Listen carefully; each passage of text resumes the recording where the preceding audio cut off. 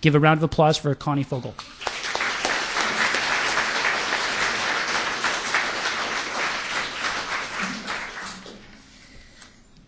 Thank you. Thank you very much for all the people involved in putting this on today.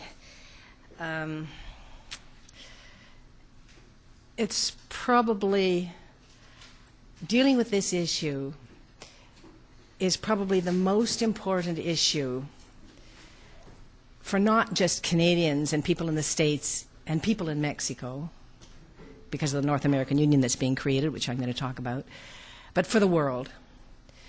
Because we're experiencing in North America a mechanism, a process of imprisoning all of us for the purpose of permitting a leading elite to rape the world for their greed.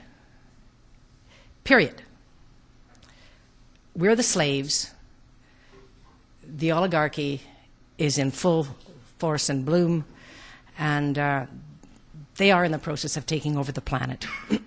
And this whole terrorism issue is the means of imprisoning us and causing fear that will commit people, will enable people, will force people, maneuver people into accepting their imprisonment, their loss of our liberties, the loss of the fundamental rights and privileges that have been developed over centuries to allow us to live lives comfortable and pursue happiness, wealth, and health. Now, I'm the leader of a very small party that's been in existence since 1997. You know, I don't care who deals with these issues. Just somebody please do. I'm a lawyer. First of all, I was a teacher in my life. Then I became a lawyer. Then I became a serious politician. I dealt a lot with criminal law. And the rules of evidence and the concept of proof beyond a reasonable doubt are essential and core principles in the system of law that we have that is absolutely essential to ensure that a person is not wrongly dealt with, so that there's fairness and there's truth and there's a right to having your defense made. Those are so fundamental, you know. I never would have believed in my lifetime that I would come to a time when those very fundamental core principles are being taken away from us. And they are. They are by the anti-terrorist legislation that we have in Canada, which mirrors the anti-terrorist legislation in the United States.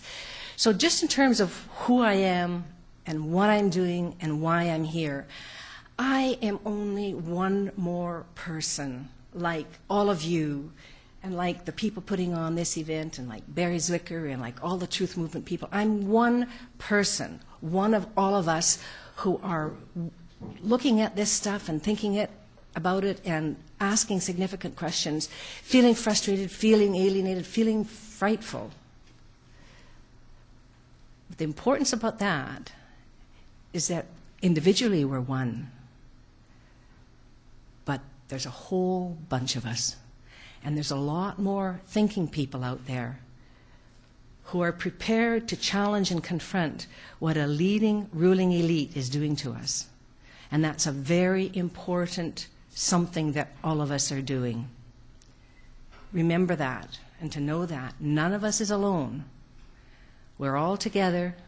Throughout history there have been terrible times. We're in one of maybe worse terrible times. But always the right, the good, the fair, the just has conquered, and it will again. And the reason it will again is because we're talking about it, we're thinking about it, and we're not going to allow our imprisonment. We're not going to allow this planet to be stolen from us. It's that fundamental. So I'm here in a political party. I'm only in this party because no one else, none of the other parties will talk about the things that I want talked about. This political party, go to our website, canadianactionparty.ca. You'll see a long article I wrote called "The Metamorphosis and Sabotage of Canada by Our Own Government." I wrote just before the last election.